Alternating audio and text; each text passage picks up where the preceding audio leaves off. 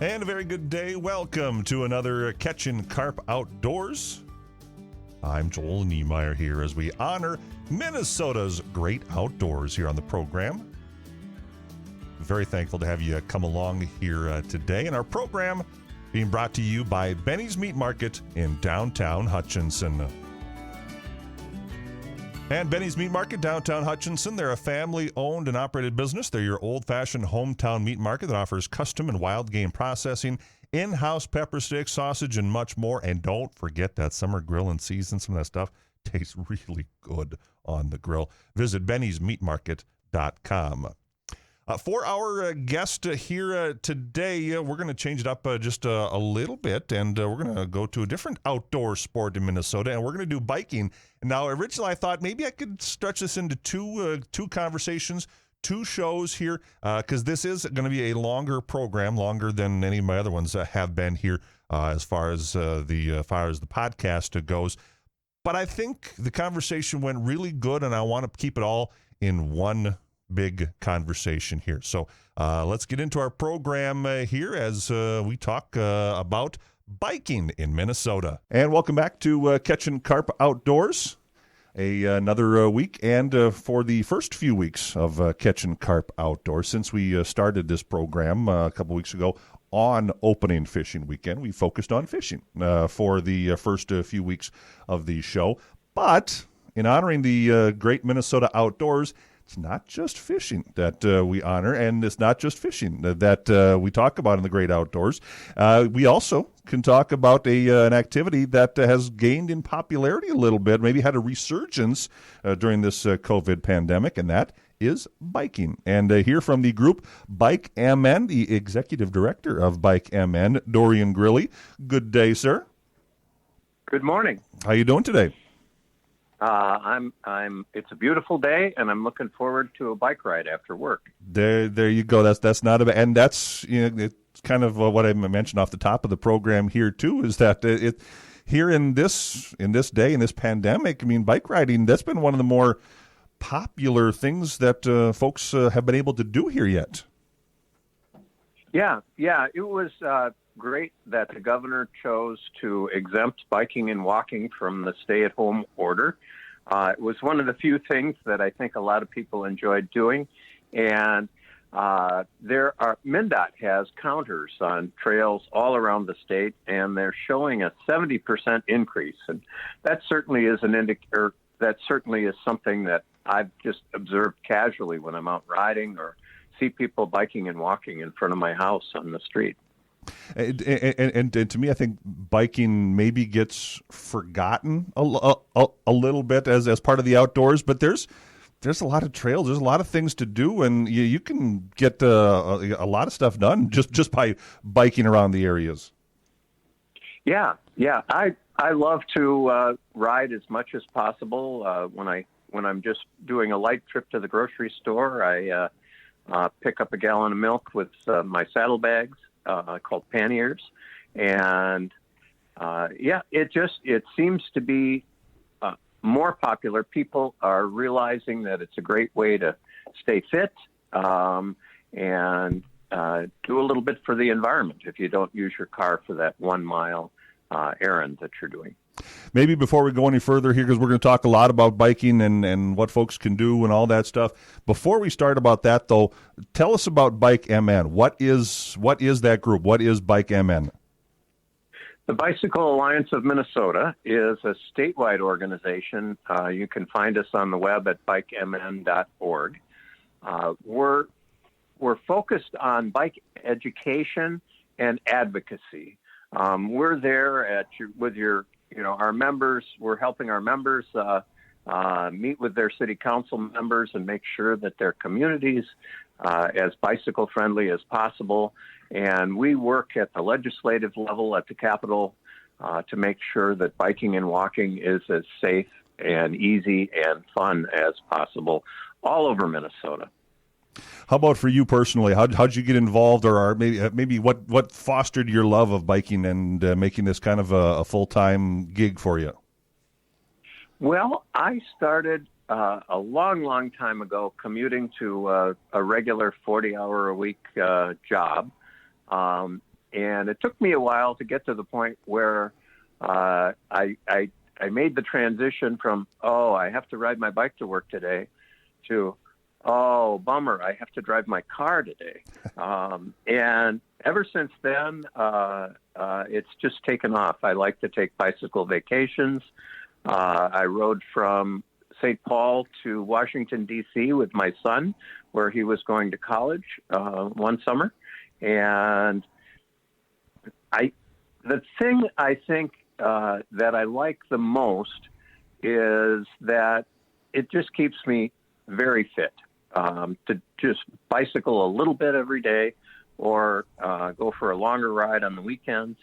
And a couple of years ago, I came across a study from England, and I think that the headline that caught my eye was long-distance cyclists, some of them in their 80s, have the immune systems of 20-year-olds. And then when I read a little bit further, it was only riding 40 or 50 miles a week, which is, 5 to 10 miles, not even 5 to 10 miles a day, which is a very doable thing. You mentioned your bike vacations, and that's maybe a little bit more advanced bicycling for people out there. But how do you pack? Because if I go on vacation, I bring a suitcase and I'm going to bring this and that and all sorts of stuff, pack the car and head off. How do you do a bike vacation? Well, one of my favorite things to do is throw the bike on the back of the car on the bike rack, pack with a suitcase, and go and stay in some lodging facility, a hotel or a VRBO or a bed and breakfast in some of the trail towns in Minnesota. And the Loose Line Trail is right there in Hutchinson. I think a lot of people do vacations in places like Lanesboro. And you mentioned this has been a fishing show. One of the best fishing towns in Minnesota, Walker, Minnesota, is a bicycle-friendly community and has a fabulous trail system. You can ride as far as you want in and out of town. The trail goes right behind 1 block off Main Street, so right behind all the buildings on Main Street. So you can stop and have lunch anywhere you want. They have a brew pub. So there are a lot of great places to go bicycling in Minnesota. As far as going bicycling, we'll go back here to some of the basics here. As far as you obviously have been to a lot of different places and done a lot of different things. What are some of your favorite places to ride? What do you if you're going to go on a bike ride? What do you like to do? Well, my favorite thing is just to start out from my house and ride on the shoulders, or I'm lucky enough to live near the Gateway State Trail, which is certainly one of my favorite rides. But one of my favorite family vacations has always been to Lanesboro, Minnesota, which has the Root River Trail, or Brainerd or Cross Lake or someplace along the Paul Bunyan Trail. But I love Duluth. You can stay in Canal Point and ride almost as far as you want without ever having to go on the road. So there's lots of great options. And, of course, the metro area is surrounded by trails, or you're surrounded by trails just about everywhere in the metro area and many places in greater Minnesota. Speaking of trails, and maybe you don't have the answer, maybe you do. How many trails or how many miles of trails are there in Minnesota for folks that are bicycle friendly to go riding on? I don't know that number, but I know just the DNR's trail system is more than 1,000 miles, and in the metro area, it's many thousands. And most communities in Minnesota are providing some sort of option. But what I really like about the smaller towns in Minnesota is that the streets are wide and the traffic is low, and that with a little advice and coaching from an adult, I think a 10 to 12-year-old is capable of riding around town by themselves. You mentioned kids, and I think one of the biggest milestones that someone can remember is when they learn to ride a two-wheel bike.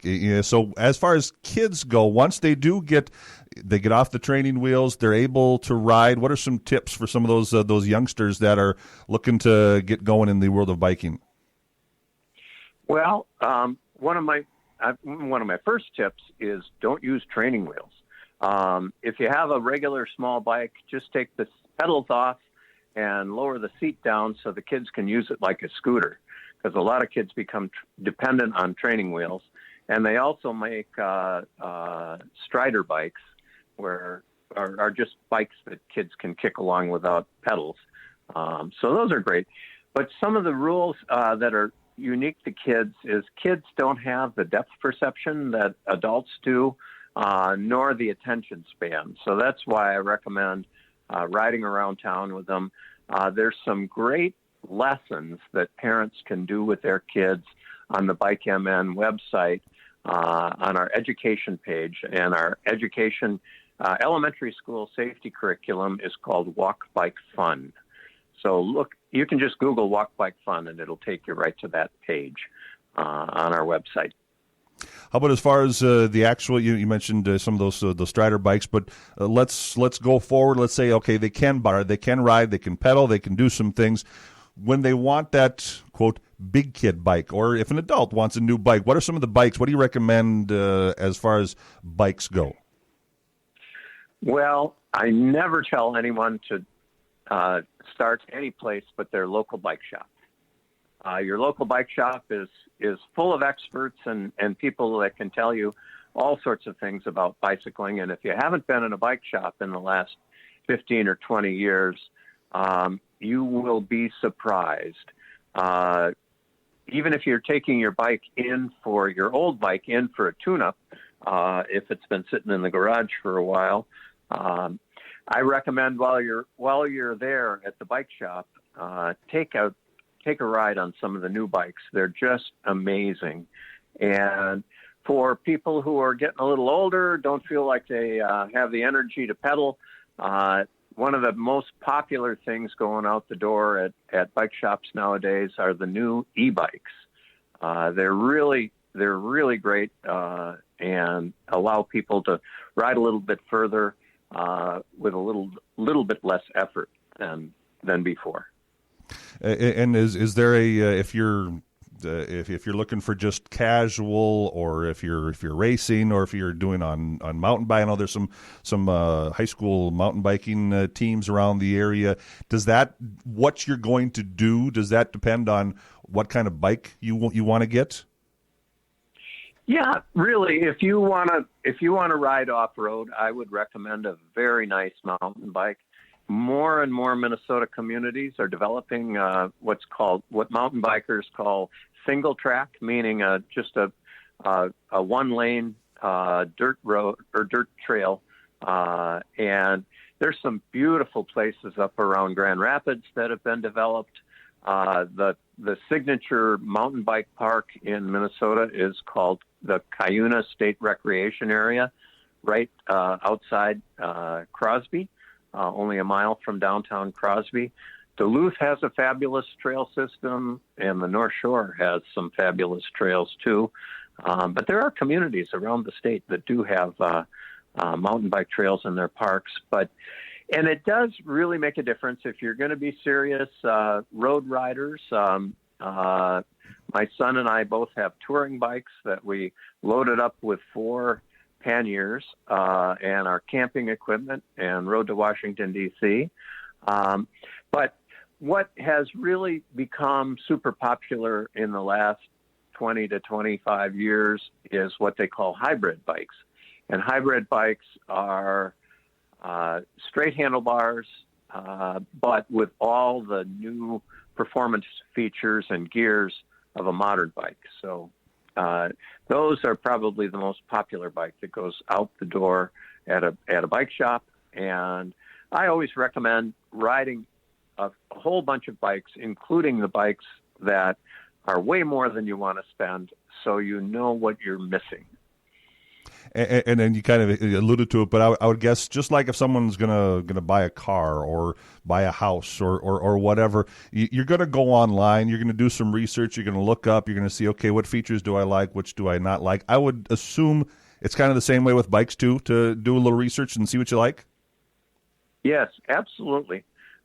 In general, you get what you pay for when you go to a bike shop. If you're planning on riding it a lot, I recommend spending a little bit more money or as much as you can, because the durability does go up when the price goes up, but you can get a really, really nice bike at a bike shop for $300 to $500 nowadays. So, and it does pay to do a little research.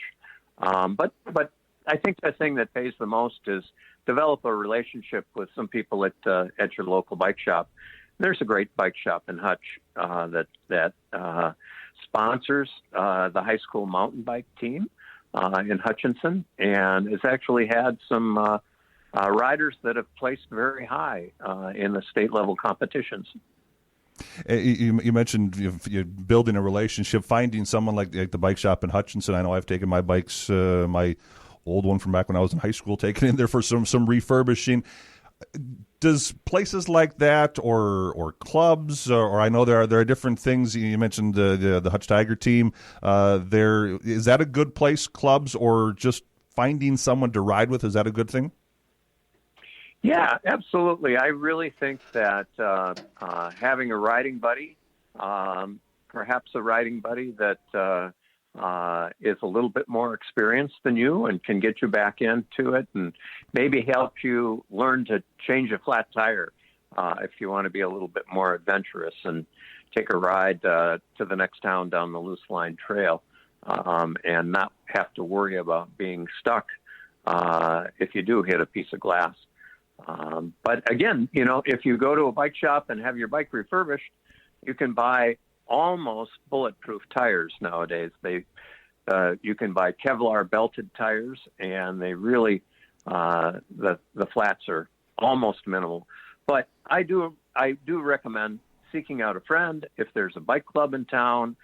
Very often, bike shops have a come one, come all, what they call no drop ride, meaning if the group takes off with 10 people, they're going to finish with 10 people and not leave you behind when you get out and down the trail a little ways.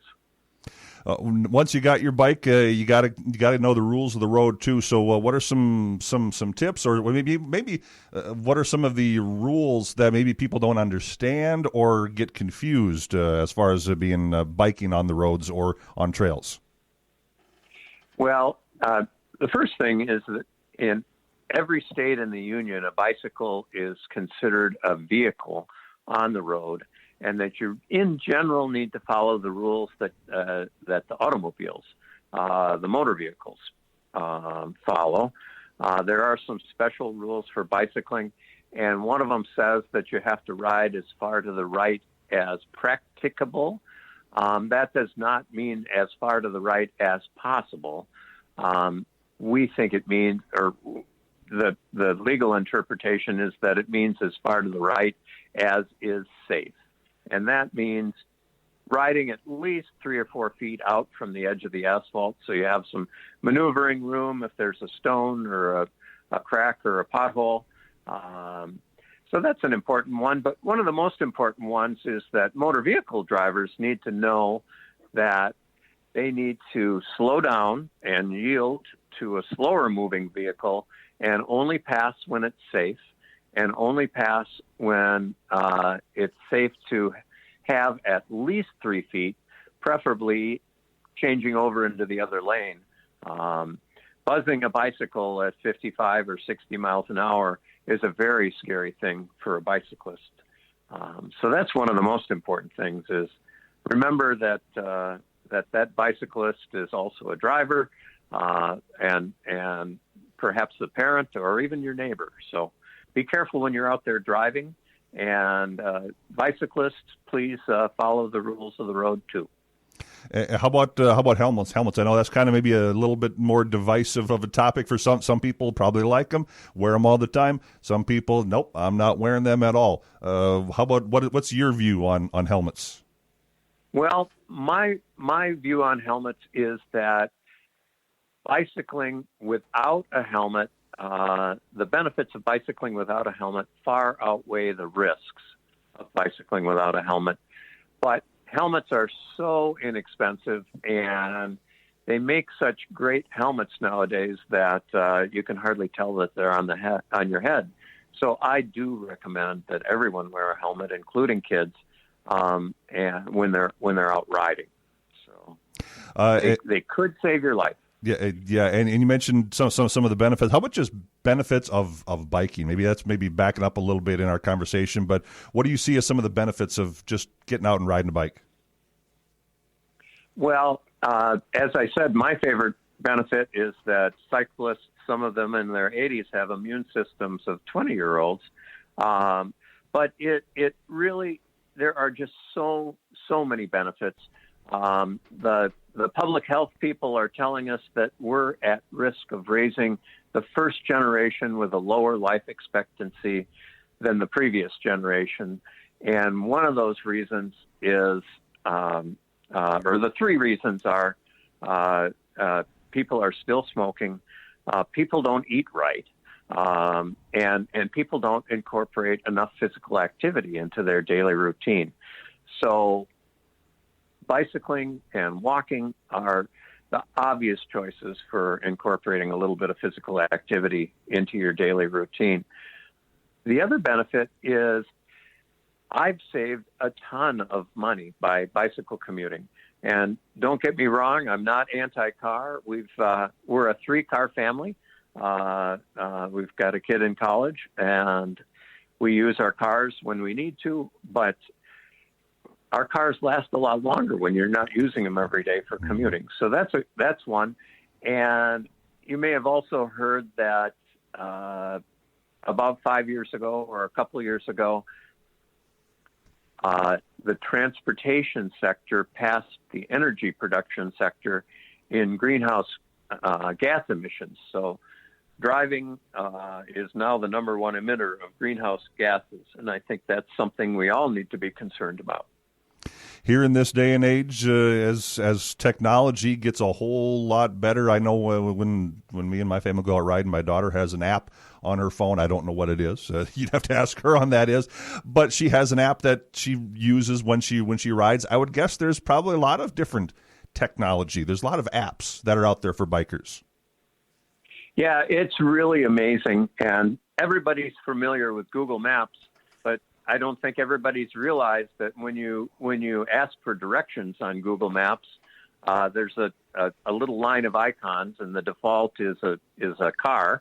But bicycling and walking are also directions that have been added to Google in the last 8 to 10 years, somewhere in that neighborhood.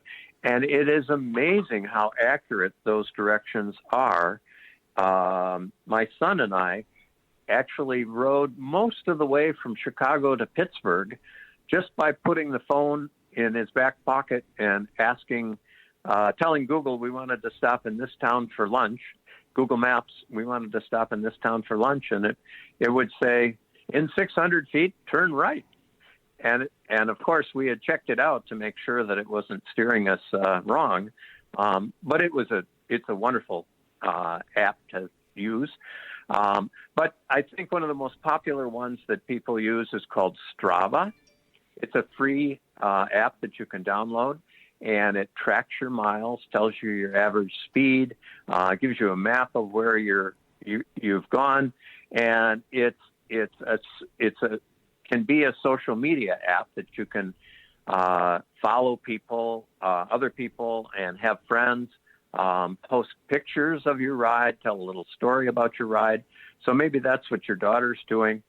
There's other apps called Love to Ride.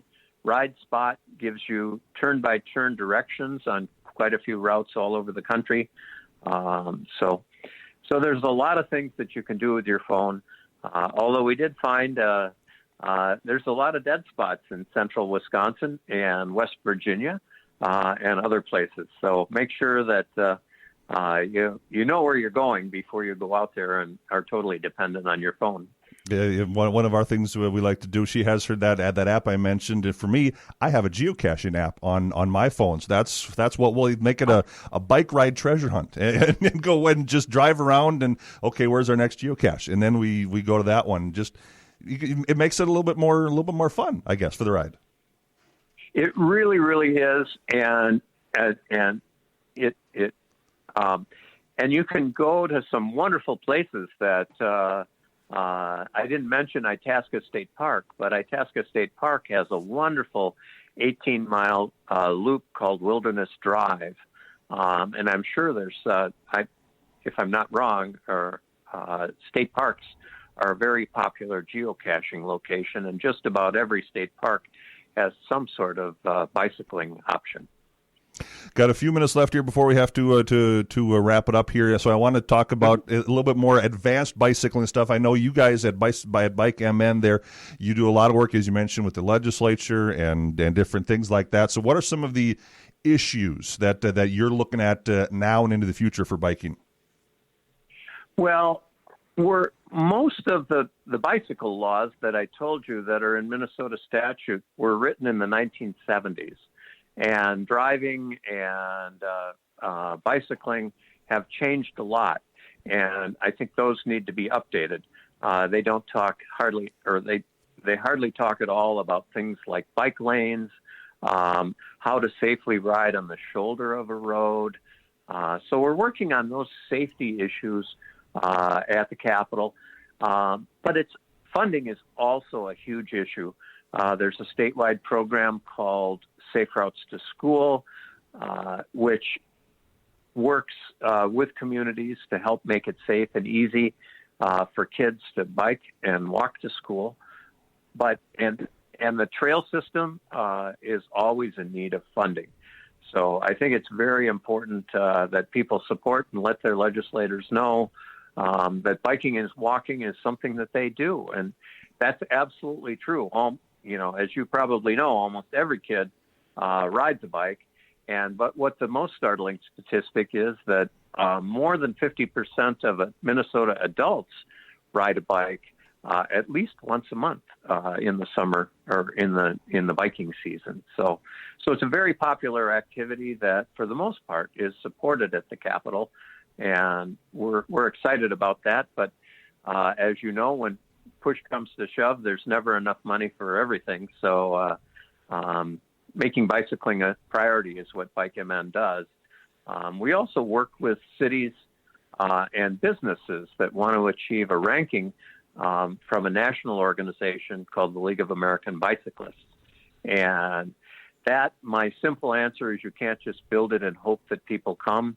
You have to provide education, incentives or encouragement, having events kind of things, and then plan and evaluate your investments to make sure that you're not building stuff that people aren't using. You mentioned the Safe Routes to Schools program. You're the League of American Bicyclists, Bicycle Friendly America program. I would guess if people would like more information, which we can't get into right here, your website or things like that would have some information for folks?